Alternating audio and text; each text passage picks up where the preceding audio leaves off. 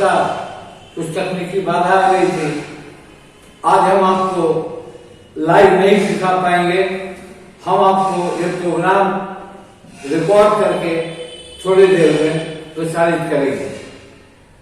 आज हमने ये तय किया था कि 5 बजे से पहले बेबाक लाइव 6 बजे हुआ करता था, मगर हमने इसके समय में परिवर्तन किया था कि आज हमें आपको 5 बजे ही इस कार्यक्रम को दिखाऊंगा लाइव, मगर तकनीकी बाधा आने के चलते आज हम आपको लाइव नहीं दिखा रहे। हम उसी के वक्त में एक प्रोग्राम करके आपके सामने प्रस्तुत कर रहे हैं। क्षमा करें। आज कड़ाके की सर्द है और लोग घरों से बाहर कम निकल रहे हैं। उसमें मेरे साथ बर्मन जी, अभय बर्मन जी, जो भाजपा के प्रदेश उपाध्यक्ष हैं और बड़े सक्रिय सदस्य हैं, वो हमारे कार्यक्रम में हमेशा आते हैं। धन्यवाद आपका। आज शुरुआत करेंगे हम जननायक कर्पूरी ठाकुर के 92वीं जयंती के अवसर पर उन्हें श्रद्धांजलि देते हुए, उन्हें नमन करते हुए, क्योंकि कर्पूरी ठाकुर बिहार के एक ऐसे मुख्यमंत्री थे जिनकी मिसाल अब शायद देखने को नहीं मिलती है और न मिलेगी। कर्पूरी ठाकुर अपने समय के मैट्रिक फर्स्ट डिवीजन से पास करने वाले नेता थे और उसके साथ साथ जेपी आंदोलन, लोहिया के बड़े करीब थे। और सौभाग्य मेरा है कि मैंने अपने पत्रकारिता के जीवन में उनसे मिलने का, उनसे समाचार संग्रह करने का और उनके भाषण को विधानसभा में सुनने का गौरव प्राप्त है। कर्पूरी ठाकुर बड़े सादगी से रहते थे और उन्होंने अपना घर भी नहीं बनाया था। और जब वो जेपी मूवमेंट में मीसा में जेल में थे, उस समय मेरे एक दोस्त हुआ करते थे प्रदीप सिन्हा, जिनको हम लोग प्यार से दीपू कहते थे, वो भी मीसा में उनके साथ थे। तो वो उनके व्यवहार को बताते थे कि जेल में उनका व्यवहार कैसा रहता था। लोगों से बड़े सादगी की तरह से वो जीवन व्यतीत करते थे। जब वो विरोधी दल के नेता हुए, उस समय भगवत झा आजाद चीफ मिनिस्टर हुए, संयोग से उनका देहावसान उसी दरमियान हो गया। जब कर्पूरी ठाकुर बतौर मुख्यमंत्री के तौर पर अपने सीट से भाषण देते थे तो विधानसभा में पिन ड्रॉप साइलेंस होता था और लोग उनके भाषण को बड़े ही अंदाज से सुनते थे। हम लोग रिपोर्टर, हम लोग भी बड़े अंदाज से और बड़े ध्यान से उनके कार्यक्रम को सुनते थे। महान सपूत थे। उनकी विरासत को बढ़ाने का जिम्मा उनके जो अनुयायी थे उन्होंने किया, मगर वो चीज नहीं दे पाए जो कर्पूरी ठाकुर ने दिया। तो आज उस महान सपूत, बिहार के महान सपूत को हम नमन करते हैं। आप कर्पूरी ठाकुर के बारे में अगर आपको कुछ कहना हो तो आप कह सकते हैं। कर्पूरी ठाकुर जी जो अति पिछड़ा समाज में उनका जन्म हुआ और उनकी जो राजनीति हुई वो सर्वस्पर्शी हुई। उन्होंने जाति पाति से ऊपर उठकर बिहार कैसा हो, बिहार का नवनिर्माण कैसे हो और सादगी का जो जीवन उन्होंने जिया वो एक मिसाल है। जहां जाते थे, जिस गांव में जाते थे, उसी गांव में उनको वो अपना बना लेते थे। और कर्पूरी जी जो है एक प्रकार से अति पिछड़ों की आवाज थी। तो मैं आज उनके जयंती पर मैं उन्हें श्रद्धासुमन अर्पित कर रहा हूँ, नमन कर रहा हूँ, श्रद्धांजलि व्यक्त कर रहा हूँ। और आने वाला समाज सर्वस्पर्शी हो, सभी जो बिहार के लोग हैं वो कर्पूरी जी को याद करें और उनके जैसा वो बिहार चाहते थे बनना, उस तरह का बिहार का निर्माण हो। तो हमको लगता है अच्छी सच्ची श्रद्धांजलि हो। बहुत अच्छा। क्योंकि और संशोधन मैं थोड़ा सुना, जब मैं वहाँ पत्रकार था और मैं उन दिनों आज अखबार से मैं जुड़ा था और वहाँ विधानसभा भी कवर करता था। उनके यहाँ जब जाता था बड़े सादगी से चना, बड़े सादगी से वो खाते थे मुंह में, मगर हाँ मछली के बड़े प्रेमी थे। उनको ये रहता था कि मछली और भात उन्हें बहुत पसंद आता था। मुझे याद है भगवत जहाज जब मुख्यमंत्री के तौर पर विधानसभा जब तौर पर उन्होंने शपथ ली तो उन्होंने कहा कि अब बड़ा मजा आएगा, विपक्ष और पक्ष कैसे काम करता है ये कर्पूरी ठाकुर जी से और हमारे बीच देखने को मिलेगा। और उन्होंने भी कहा था कि उनके यहाँ मछली भात मुझको खाना है। दुर्भाग्य ये हुआ था कि कर्पूरी ठाकुर इनके शपथ लेने के जब मंत्रिमंडल का विस्तार नहीं हुआ था उसको भगवत जहाज के मंत्रिमंडल का, उसी समय उनका निधन हो गया। कर्पूरी ठाकुर का निधन हो गया और भगवत जहाज ने कहा था, ये अफसोस रहा कि मैं कर्पूरी ठाकुर के साथ दिखाऊं कि विपक्ष और पक्ष कितना तालमेल के साथ काम करता है। तो चलिए, कर्पूरी ठाकुर जी के दो पुत्र हैं, एक रामनाथ ठाकुर और एक डॉक्टर वीरेंद्र। रामनाथ ठाकुर अभी राज्यसभा के सदस्य हैं और कर्पूरी ठाकुर के पुत्र होने के नाते उन्हें यह मौका लगता है। मगर कर्पूरी ठाकुर की विरासत को जिस तरह कर्पूरी ठाकुर से लोगों ने नहीं बनाया। चलिए, मैं भी श्रद्धा अर्पित करता हूँ, नमन करता हूँ, नमस्कार को प्रणाम करता हूँ। अब हम आते हैं दूसरे विषय पर। दूसरा विषय ये है कि बिहार में एनडीए की सरकार बन गई और एनडीए की सरकार बनने के बाद एक शपथ लेने के बाद 14 मंत्रियों का एक मंत्रिमंडल बना। उसके बाद जो विस्तारीकरण है वो अभी तक नहीं हो पाया। तरह तरह के कयास लगाए जाने लगे कि कभी जेडीयू की तरफ से कि बीजेपी का क्लियरेंस नहीं है, बीजेपी की तरफ से कुछ उम्मीदवारों की बात होने लगी और आज बहुत दिन बीत गया।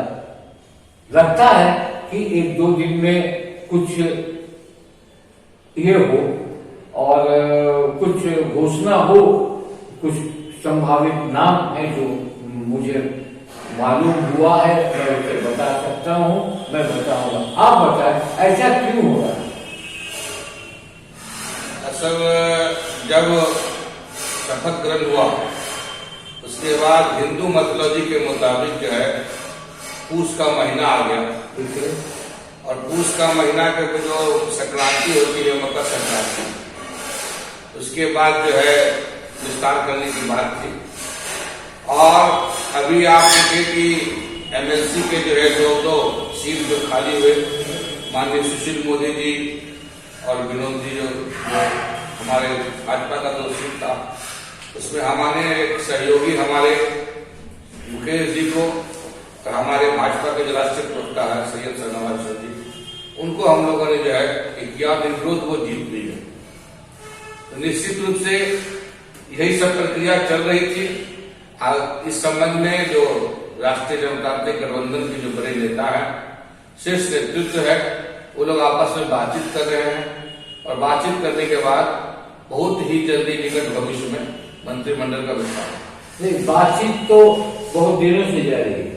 खरमास के बीते हुए आज तकरीबन 10 दिन हो गए और 10 दिन में सिर्फ हम लोगों को सुनने में आ रहा है कि स्वरूप बन रहा है। कभी भाजपा के शीर्ष नेतृत्व का सिंगल बिल्ला बाकी है। नीतीश कुमार अपने मंत्रिमंडल का गठन करने के लिए सक्षम है क्योंकि वो ही है सब, वो और आरसीपी और उनके पार्टी के लोग। तो ये लोग माहौल जो है, आपको नहीं लगता कि राज्य के विकास का माहौल थमा है थोड़ा? क्योंकि 14 मंत्री, 40 विभाग, एक मंत्री पर 5 विभाग, 2 मुख्यमंत्री, उस पर शाहनवाज हुसैन का एकाएक इंट्रेंस होना, तो कहीं न कहीं से भाजपा भी कोई कार्ड तो नहीं खेल रही कि शाहनवाज हुसैन को एकाएक सेंटर से लाके स्टेट में लाना। तो अगर ये मानते हैं कि सेंटर से स्टेट में लाना तो ये कोई बड़ी बात नहीं है, ये परंपरा पहले भी रही है। अब जैसे सुशील मोदी को यहाँ से सेंटर में ले गए, सेंटर से कोई चीफ मिनिस्टर यहाँ आ गया, तो ये बात नहीं है कि शाहनवाज का इफेक्ट है। और मुझे लगता है कि कहीं न कहीं से बीजेपी के इस कार्ड ने जेडीयू को परेशान किया है, क्योंकि जेडीयू के पास कोई मुस्लिम चेहरा फिलहाल नहीं है।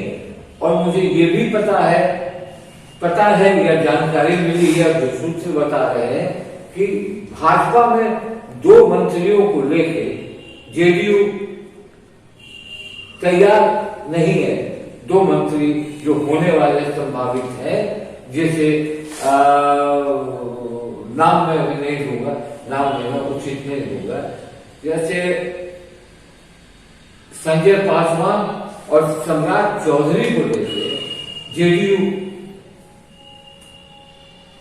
तैयार नहीं है। उनको कहा जा रहा है कि आप इस नाम को बदलें, जैसा ये सूत्र बताते हैं, जो हम लोगों के पॉलिटिकल सूत्र हैं वो बताते हैं। आप बताएं कि क्या है इसमें, अब कब होगा? आप चूंकि पार्टी के बहुत गहराई से जुड़े हुए हैं और लोगों से आपकी बातचीत भी होती है, क्या लगता है इसमें देर होने की वजह क्या है? मूलतः जो है, जो खरमासी कारण था, अब तो 26 जनवरी आ रहा है, तो निश्चित रूप से जो हमारा नेतृत्व है, केंद्रीय नेतृत्व है, इस संबंध में दिल्ली में पिछले दिनों भी बैठक हुई है। हमारे प्रदेश के अध्यक्ष हैं, संगठन के महामंत्री हैं, बिहार के प्रभारी हैं और अन्य लोग हैं, इस संबंध में बैठे हैं दिल्ली में। और उस प्रकार से उन लोगों ने जो है, उन लोग की जो बात है, चूंकि 2 दल और उसमें 2 दल और है, 4 दल के मिलाकर राष्ट्रीय जनता दल गठबंधन है, तो सबों की कैसे सहभागिता हो, कैसे सब के सब जो है समायोजन करके जो है बिहार अच्छा बिहार में बने, पुनः जो है नीतीश कुमार जी के नेतृत्व में बिहार का परचम लड़ा है। इसके लिए कुछ प्रकार का उन लोगों जो है अपना होमवर्क किए हैं, उसका फलाफल बहुत जल्दी सामने में आएगा। नहीं, देखिए दोनों दल जिस तरह से मेरे पास जो लिस्ट है, अभी मैं ये नहीं कहता हूँ कि ये लिस्ट 100% सही होगा, हो सकता है इसमें 2% और 4% इधर उधर होगा, मगर जो नाम भाजपा की तरफ से आ रहा है अब ये इस विस्तारीकरण में, वो है शाहनवाज हुसैन एमएलसी, उसके बाद सम्राट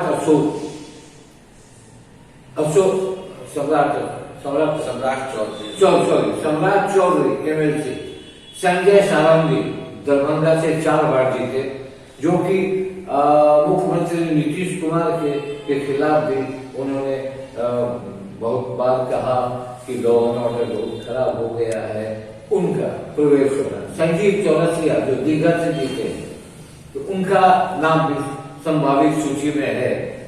भगवती देवी जो रामनगर पश्चिम चंपारण से जीत कर आती है, उनका भी नाम है। नीतीश मिश्रा जो जगन्नाथ मिश्रा के पुत्र हैं और ब्राह्मण चेहरा है, जनता दल यूनाइटेड में जब वो थे तब भी मंत्री थे, वो झंझारपुर से जीतते हैं, उनका भी नाम है। प्रमोद कुमार मोतिहारी शहर के हैं, उनका भी नाम बीजेपी के लोगों में है। राणा रणधीर जो मधुबन से जीतते हैं, युवा नेता है, उनका भी नाम है। कृष्ण कुमार ऋषि जो बनमनखी से जीते हैं, पहले भी मंत्री थे।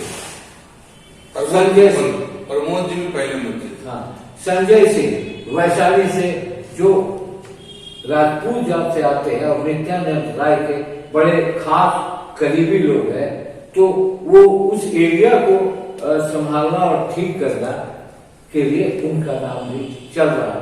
और राम प्रवेश राय जो सीवान बरौनी से जीते, ये बीजेपी ने जिस तरह से मुस्लिम, दलित, युवा, महिला का कार्ड खेला है, महिलाओं को जैसे ऐसा लगता है कि चूंकि नीतीश कुमार बिहार में महिलाओं के वोटर के बड़े अच्छे कैच करने वाले मुख्यमंत्री साबित हुए, उन्होंने शराब बंदी करके महिलाओं का दिल जीता, फिर निकाय चुनाव में 50% आरक्षण दिया, फिर आशा बहनों को भी उन्होंने सुविधाएं दी, तो उसको काट के लिए तो बीजेपी ने भी शाहनवाज मुस्लिम चेहरा दिया और भगवती देवी हो या नौजवान एमएलए को स्थान दिया गया। इसको लेके बहुत पुराने चेहरे को साइड किया गया, जैसे नंद किशोर यादव हुए, प्रेम कुमार हुए, इस तरह के बहुत लोगों को मंत्रिमंडल में लिया। और दूसरी तरफ जनता दल यूनाइटेड की तरफ से सुमित सिंह जो नरेंद्र सिंह के चकाई के इंडिपेंडेंट विधायक है और नरेंद्र सिंह के पुत्र हैं जिन्होंने चुनाव जीता है, वो उन्होंने समर्थन दिया है तो वो जनता दल यूनाइटेड में शामिल हो सकते थे, मगर ऐसा नियम के अनुसार नहीं हो सकता है फिलहाल। तो उन्होंने समर्थन दिया, युवा चेहरा है और नीतीश कुमार के साथ वो है। दूसरा नाम है लेसी सिंह, धमदाहा से जो एमएलए हैं, वो मंत्री भी रहे हैं। जयंत राज अमरपुर से युवा चेहरा है। सुधांशु शेखर राखी से है। कुमुद वर्मा एमएलसी है। संजीव सिंह परवत्ता से उनका भी नाम चल रहा है। शालिनी सिंह केसरिया से जीती हैं, उनका भी नाम है। नीरज कुमार एमएलसी जो पहले मंत्री भी थे, उनका नाम तो है ही है, चूंकि वो पार्टी के मामलों को बड़े स्पष्ट रूप से रखते हैं और नीतीश कुमार के काफी करीब है, तो उनका भी बनना तय है। मदन सहनी बहादुरपुर से, बीमा भारती रुपौली से, दामोदर राव जो पहले पीएचडी मिनिस्टर थे, झाझा के विधायक थे, उनका भी। सुनील कुमार जो एक्स डीजी होमगार्ड थे, जिन्हें भोले से टिकट मिला था, तो उनका नाम भी मंत्रिमंडल में है। इनके बारे में मैं बताऊंगा बाद में। दूसरे हैं महेश्वर हजारी कल्याणपुर से। श्रवण कुमार तो नीतीश कुमार के एरिया के खास हैं। और एक चेहरा जो बीएसपी से चुनाव जीत कर आए थे, मोहम्मद जमा खान, जो मायावती के पार्टी से, उन्हें पार्टी में शामिल किया गया है। तो मुस्लिम चेहरे के रूप में इनको शाहनवाज के, हालांकि बहुत कम वोट से जीते थे, 500 और 1000 के वोट से जीते थे, तो शाहनवाज ने अगर बीजेपी ने एक मुस्लिम दिया है तो ये मुस्लिम चेहरे के रूप में हो सकता है कि नीतीश कुमार कोई बड़ा मुस्लिम चेहरा खोज रहे हो, जो मौके पर उनको नाम तो नहीं बताऊंगा, मगर बात चल रही है बड़े मुस्लिम चेहरे की, कि उनको लाया गया। और गुप्तेश्वर पांडे, जिन्हें एमएलसी बनाकर मंत्री बना दिया गया, ये नाम पूरी तरीके से बाजार में, पॉलिटिकल सर्किल में, सचिवालय में, मुख्यमंत्री के आवास में, आप में और हम में आ चुका है। तो इसमें 2-4 इधर उधर होंगे, मगर ये मंत्रिमंडल का गठन ऐसे ही होगा। सबसे बड़ा सवाल ये उठता है कि आप जैसे सुनील कुमार का अनुभव पुलिस के क्षेत्र में बहुत बड़ा रहा, बड़े नाम रहे। उनके बड़े भाई अनिल कुमार थे, वो भी राष्ट्रीय जनता दल में थे और राज्यसभा के सदस्य भी रहे, एमएलए भी रहे। उन्हीं के भाई हैं सुनील कुमार। हो सकता है कि नीतीश कुमार ने देखा हो कि होम मिनिस्ट्री में कोई एक ऐसा चेहरा रखा जाए जो इसको बतौर सुधार सके, इस बतौर उस पर कंट्रोल कर सके और हमें राहत मिले। चूंकि उन पर भी भाजपा वालों ने सवाल खड़े किए हैं लॉ एंड ऑर्डर को लेकर, उनके ऊपर सवाल खड़े हुए हैं। तो हो सकता है कि सुनील कुमार चहेते रहे हैं मुख्यमंत्री के, अधिकारी के रूप में भी चहेते रहे हैं, और पॉलिटिकली ये फैमिली बहुत साउंड रही है, क्योंकि उनके भाई भी अनिल कुमार भी हो गए। तो अब मिला जुला के मामला तय है। हरी झंडी संभवतः मिल गई है भाजपा के शीर्ष नेतृत्व से, क्योंकि अभी नित्यानंद राय, संजय जायसवाल और एक संगठन मंत्री हैं, ये तीनों ने इसकी क्लियरेंस ले ली है। तो आप ये अब बताएं कि शाहनवाज हुसैन, जिससे आपको करीब रहे हैं, आपके सांसद भी रहे हैं भागलपुर के और युवा चेहरा भी रहे हैं, उनके आने से मंत्रिमंडल में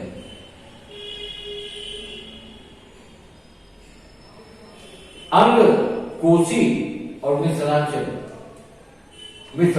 चूंकि बंगाल से भी, सीमांचल बंगाल से सटा हुआ है, बंगाल का चुनाव सर पे है। क्या मानते हैं इसको, क्या विकास का काम आपके एरिया में शाहनवाज के तरफ से होगा, क्या बंगाल के चुनाव में उनका असर होगा?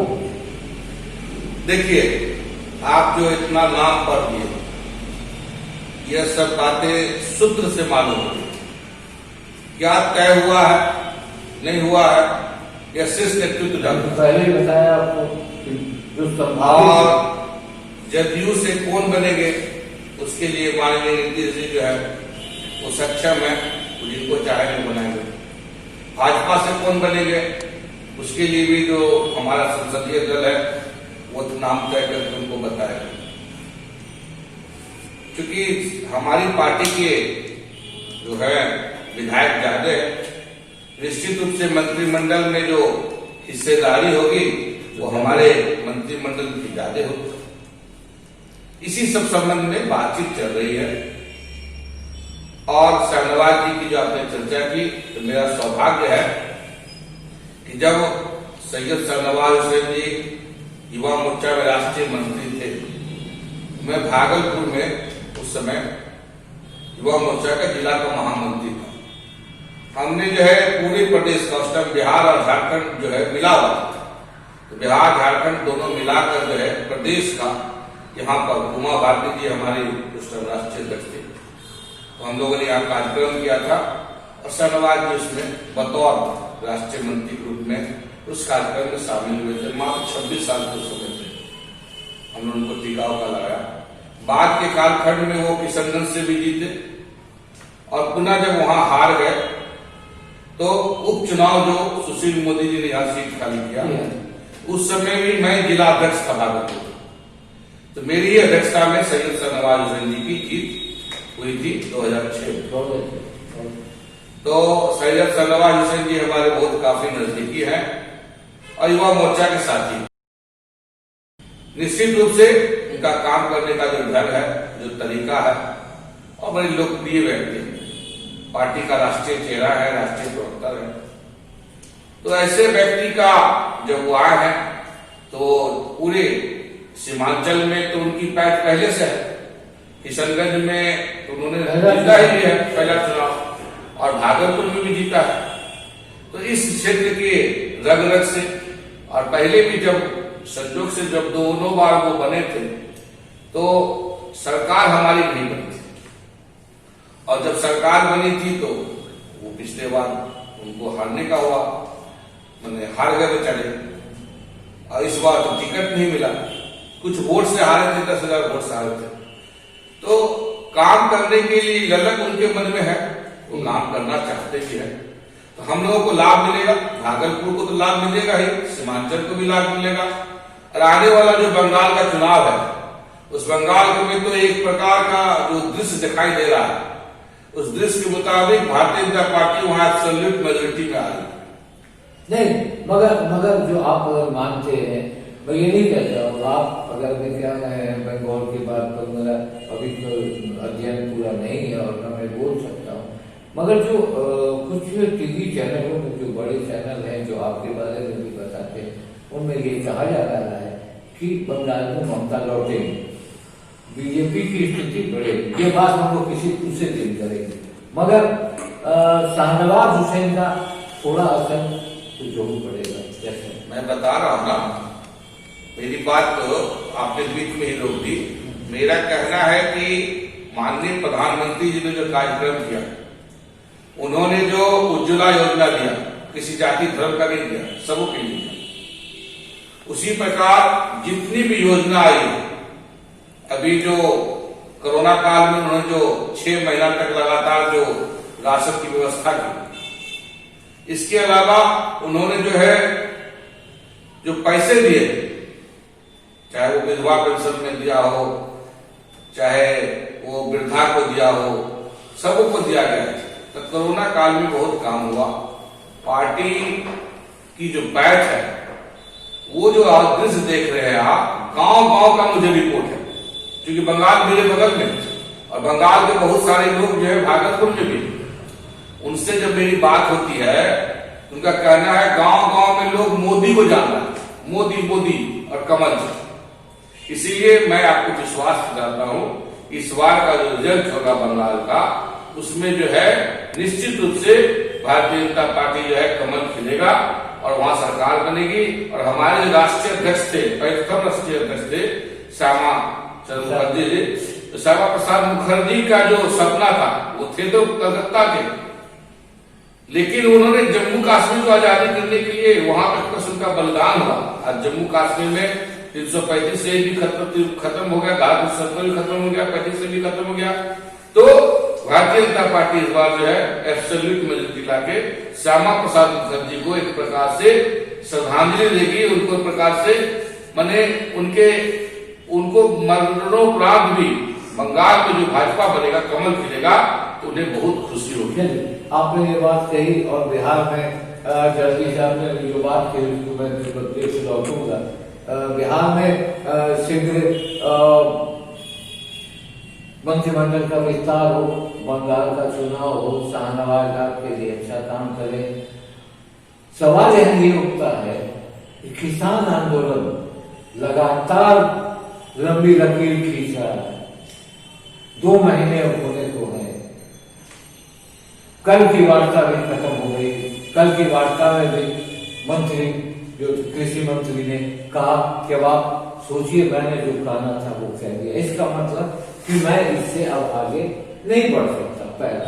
और किसान नेता फिर आंदोलन करने पर अब उतारू हो गए कि नहीं, ट्रैक्टर रैली हम करके रहेंगे और सरकार पर भरोसा नहीं है और हमारे इतने लोगों की शहादत हो गई है, तो अब इससे पीछे हटने का सवाल नहीं है। सवाल यहाँ है देश का, क्योंकि 26 जनवरी गणतंत्र दिवस का जो समारोह है वो बड़ा ही महत्वपूर्ण है और बड़ा सेंसिटिव और बड़े तरीके से सुरक्षा के बीच वो होता है और हर भारतीयों के लिए वो एक पर्व की तरह है, एक त्योहार की तरह है। अब किसानों ने ट्रैक्टर रैली का दिया है और उनका कहना है कि हम जय जवान और जय किसान करेंगे। हमको अच्छा, इतने दिनों तक जो आंदोलन हुआ तो किसानों ने कोई हिंसा नहीं की, किसान समूह कभी उग्र नहीं हुआ, न पत्थरबाजी की, न गलत बात कही। सिर्फ उनका एक ही नारा था कि ये तीनों बिल वापस करो। जब सरकार ने कहा कि 1.5 साल में इसे रोक सकता हूं, तो कॉन्स्टिट्यूशनल एक्सपर्ट भी कह सकते हैं कि रोकने का अधिकार अब सरकार को फिलहाल नहीं है। रोकने का अधिकार राष्ट्रपति को है, रोकने का अधिकार संसद में फिर से लाने का है। क्या कहना चाहेंगे आप इसको? देखिए, माननीय सुप्रीम कोर्ट ने भी इस पे वर्डिक्ट दिया। उसने भी कहा, उसने एक टीम भी बनाई। अब उस टीम के साथ भी किसान के जो नेता है बात करने को तैयार नहीं। तो कोई भी देश संविधान से चलता है, देश जिद और जुनून से नहीं चलता। जब सुप्रीम कोर्ट ने सरकार को केंद्र सरकार को कहा और एक कमेटी बन गई है, तो कोई भी बड़े बड़े जो समस्या का समाधान हुआ, जो देश जो आजाद हुआ, उसमें भी गोलमेज सम्मेलन हुए। तो वार्ता, कोई भी समस्या का समाधान तो वार्ता ही। तो हम उम्मीद करते हैं कि हमारे जो किसान के जो भाई हैं, हमारे जो अन्नदाता हैं, उनको भी प्रभु सद्बुद्धि दे और सरकार के जो हमारे कृषि मंत्री हैं या अन्य जो भी एजेंसियां हैं, वो लगातार उनसे बात कर रही है और कह रही है कि आप, जहां तक न्यूनतम समर्थन मूल्य की बात थी, सारी जो बातें हैं किसान की, वो तो सरकार मानने को तैयार है। तैयार। आपने कमेटी की बात की कि सुप्रीम कोर्ट ने कमेटी बना दी, सुप्रीम कोर्ट ने अपना काम किया, इस कमेटी के थ्रू आएंगे। जो बात है उस कमेटी को बताइए, कमेटी हमें नरेट करेगी। मगर ये कहना है किसानों का, उस कमेटी, सुप्रीम कोर्ट ने इसको रोक भी लगा दी। उन किसानों का कहना है कि उस कमेटी में वही लोग हैं जो इस बिल का समर्थन कर रहे हैं, और कुछ लोगों ने अखबारों में लिखा भी है इसके पक्ष में। तो किसानों को कहीं न कहीं से इस बात की शंका है कि शायद हमारी जो मांग है वो नहीं पूरी होगी, और उनका मांग है कि ये तीनों बिल, ये बड़ी समस्या हो गई। टुकड़े करके छोटे छोटे भाग में भी किसान जा रहे हैं, कहीं उड़ीसा से जा रहे हैं, मध्य प्रदेश से जा रहे हैं, बिहार से भी लोग जा रहे हैं। तो कहीं एक बड़ा समूह न हो जाए और एक बड़ी बात न हो जाए, तो इस सरकार को अब कोई भी बड़ा निर्णय लेना होगा, या तो 3 बिल वापस करें या कोई स्ट्रॉन्ग एक्शन लेके ही इसको खत्म करें। क्योंकि गणतंत्र दिवस कोई छोटा दिवस नहीं है आपके देश का। आपके देश में इस समय बहुत धूमधाम से आज भी उस 15 अगस्त 26 जनवरी को बड़े उत्साह से हमारे लोग देखते, हमारे बच्चे, हम लोगों ने बचपन में देखा और आप लोगों ने भी देखा, जवानी में देखा, अब इस उम्र में देख रहा हूँ। तो कहीं न कहीं से लगता नहीं है कि सरकार को कुछ अब एक कदम और आगे बढ़ जाना चाहिए। सरकार तो शुरू से लिबरल है इस मामले में, सरकार तो बात करने को तैयार है। और सुप्रीम कोर्ट ने जब किया है निर्णय, सुप्रीम कोर्ट को तो सरकार नहीं गई है, सुप्रीम कोर्ट ने जो निर्णय लिया है उस निर्णय पे भी वो मानने को तैयार नहीं है, तो देश तो संविधान से चलता है। और सुप्रीम कोर्ट ने अगर कुछ दिया है उस पर वो अपनी बात को रखे। इसको तत्काल रोक भी दिया गया। ये अब मूलतः जो है, इसमें जो हमारे किसान जो भाई हैं उनके साथ साथ कहीं न कहीं जो पिछला रिकॉर्ड रहा है हमारे, फिर अब लोग बोलेंगे तो लोग को लगेगा क्योंकि हम सत्ता पक्ष इसलिए ऐसा बोल रहे हैं, इसमें यह मूलतः यह आंदोलन जो है पंजाब और उसी की सीमा तक है जहां कांग्रेस की सरकार है और जहां बड़े बड़े दलाल थे जिनकी रोजी रोटी चल रही थी। देश के 70 वर्ष में भी आखिर किसान आत्मनिर्भर नहीं हो सकते, जबकि जो भारत गांव का देश है, 70% 80% जो है यहाँ जो है गांव है, और किसान आज तक आत्मनिर्भर नहीं हो सके। इसीलिए नई नीति बनी है, उस नीति में अगर कुछ परिवर्तन करना है, कैसे किसान आत्मनिर्भर हो, कैसे किसानों को के बाल बच्चे अच्छे ढंग से पढ़ सके, उनकी भी रोजी रोटी अच्छे ढंग से होके, वो भी जैसे व्यवसायी लोग जो है उनके बच्चे पढ़ रहे हैं, आगे बढ़ रहे हैं, तो हमारे किसान में भी आर्थिक रूप से कैसे हो, इसे सरकार चिंता कर रही है, इस पर बात करना चाहिए। हम लोग कामना करेंगे कि 26 जनवरी जिस जज्बे के साथ मनाया जाता है उसी जज्बे के साथ हम लोग मनाएं, और सरकार को भी इस पर अब कुछ सरकार शायद इस पर कोई निर्णय ले 26 जनवरी से पहले, ये भी कामना करेंगे।